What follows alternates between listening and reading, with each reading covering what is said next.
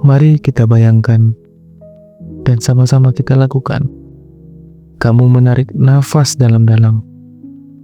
Hembuskan perlahan, udara masuk ke paru-paru, memberi energi untuk hidup.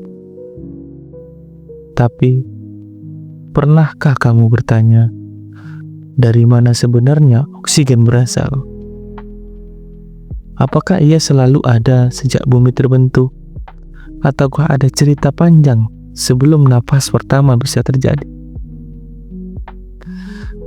Mari kita mundur ke masa lalu, jauh sebelum manusia, dinosaurus, atau bahkan pohon pertama muncul.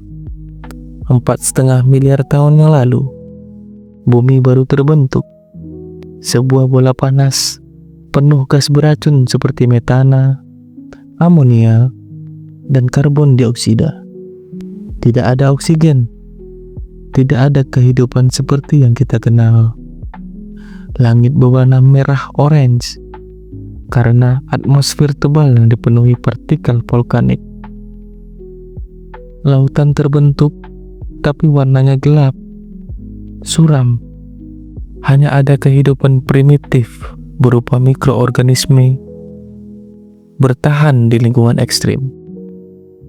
Namun, dalam keheningan laut purba itu, sesuatu yang luar biasa mulai terjadi.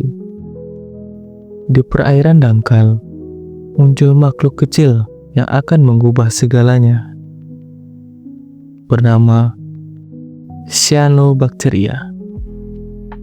Mereka adalah mikroba pertama yang mampu melakukan fotosintesis, menggunakan sinar matahari untuk mengubah air dan karbon dioksida menjadi makanan. Dan sebagai hasil sampingannya, mereka mengeluarkan oksigen. Awalnya, oksigen ini tidak kemana-mana. Ia terserap oleh batuan dan logam di laut. Tapi mereka terus bekerja, hari demi hari, jutaan tahun tanpa lelah. Akhirnya, sekitar 2,4 miliar tahun yang lalu, oksigen mulai menumpuk di atmosfer. Inilah yang kita kenal sebagai peristiwa oksidasi besar. Dan bumi tak pernah sama lagi. Awalnya, oksigen dianggap racun oleh sebagian besar kehidupan kala itu. Banyak mikroba punah, tapi di balik kehancuran, lahirlah kemungkinan baru. Dengan oksigen, makhluk hidup bisa menghasilkan energi jauh lebih efisien. Lambat laun, muncul sel-sel kompleks, dan evolusi pun mulai pesat. Sekitar 500 juta tahun yang lalu, tumbuhan mulai menghijaukan daratan. Mereka datang dari perairan dalam menuju ke daratan. Dengan daun-daun mungil, melanjutkan tugas Cyanobacteria, menghasilkan oksigen. Mereka mengubah atmosfer menjadi seperti yang kita hirup hari ini. Kebanyakan orang mengira hutan Amazon adalah paru-paru dunia. Tapi faktanya, lebih dari 50% oksigen di bumi justru berasal dari laut. Tepatnya, dari plankton kecil bernama fitoplankton, sepupu jauh Cyanobacteria. Mereka melayang di permukaan laut, menyerap cahaya matahari, dan menghasilkan oksigen. Mereka kecil, tapi berjasa besar. Hutan, rawa, dan ganggang juga membantu menjaga keseimbangan.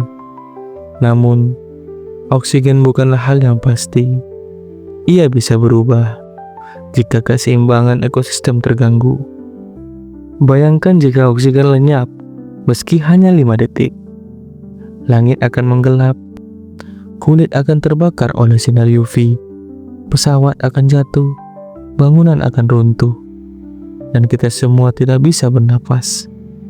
Tapi kabar baiknya, selama fotosintesis berjalan, oksigen akan terus hadir.